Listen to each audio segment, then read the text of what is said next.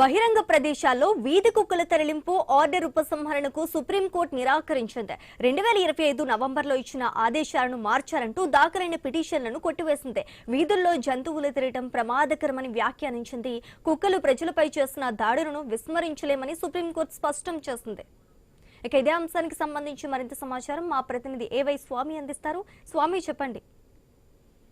దేశంలో వీధి కుక్కల ఘాట్ల బారి చాలా మంది మృత్యువాత పడుతున్నారు, చాలా మంది చిన్నపిల్లలు గాయపడుతున్నారు. దీంతో పలువురు కోర్టును ఆశ్రయిస్తున్నారు. దీంతో సుప్రీంకోర్టు వీధి కుక్కల విషయంలో గతంలో ఇచ్చినటువంటి రూలింగ్స్ ని వెనక్కి తీసుకోవడం కోసం ఒకవైపు నిరాకరించింది. వీధి కుక్కల విషయంలో సుప్రీంకోర్టు స్పష్టమైనటువంటి తీర్పును ఇవ్వడం జరిగింది. ఇందులో వీధి కుక్క ఘాట్ల పైన సీరియస్ గా తమ తీర్పులో పేర్కొన్నది. ఇక్కడ కూడా వీధి కుక్కలు వీధుల్లో కనపడడానికి వీలు లేదు.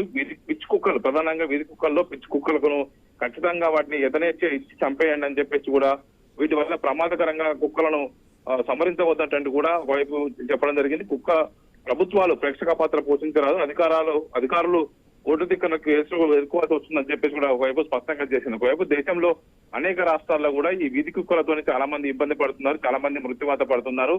పదుల సంఖ్యలో కుక్కలు గుంపులుగా చేరి నగరంలో అనేక చోట్ల పట్టణాల్లో గ్రామాల్లో ఒకవైపు దాడులు చేస్తున్నాయి. వీటి బారిన పడుతున్న వారి విషయంలో ప్రభుత్వ యంత్రాంగం అలసత్వం వహించొద్దని చెప్పేసి కూడా సుప్రీంకోర్టు స్పష్టం చేసింది. అందులో వీధి కుక్కల విషయంలో వాటిని ఎక్కడ పడితే అక్కడ చంపొద్దు, వాటిని ఖచ్చితంగా వాటిని ఒక ప్రదేశం తీసుకెళ్లి ఉంచండి, మరోవైపు పిచ్చి కుక్కల్ని మాత్రం ఖచ్చితంగా చంపి తీరాల్సిందేనంటూ ఒకవైపు స్పష్టం చేసింది. ఇందుకు సంబంధించినటువంటి సుప్రీంకోర్టు కీలకమైన డైరెక్షన్స్ తోటి అన్ని రాష్ట్రాల్లో కూడా వీటిపైన ఇప్పుడు చర్యలు తీసుకోవాల్సి వచ్చింది. ఒకవైపు సుప్రీంకోర్టు ఢిల్లీలో కావచ్చు, వివిధ రాష్ట్రాల్లో జరిగినటువంటి సంఘటనల ఆధారంగా ఇప్పటికే పలువురు జంతు ప్రేమికులు సుప్రీంకోర్టును ఆశ్రయించినప్పటికీ కూడా సుప్రీంకోర్టు ఖచ్చితంగా వాటి విషయంలో స్పష్టమైనటువంటి మార్గదర్శకాలు ఉండాలి. రాష్ట్రంలో పనిచేసినటువంటి అధికార యంత్రాంగం నిర్లక్ష్యం వహిస్తే ఖచ్చితంగా వారు సుప్రీంకోర్టు కోర్టు ధిక్కరణ కేసులు ఎదుర్కోవాల్సి వస్తుందని చెప్పేసి కూడా కోర్టు స్పష్టం చేసింది. శ్రీజ.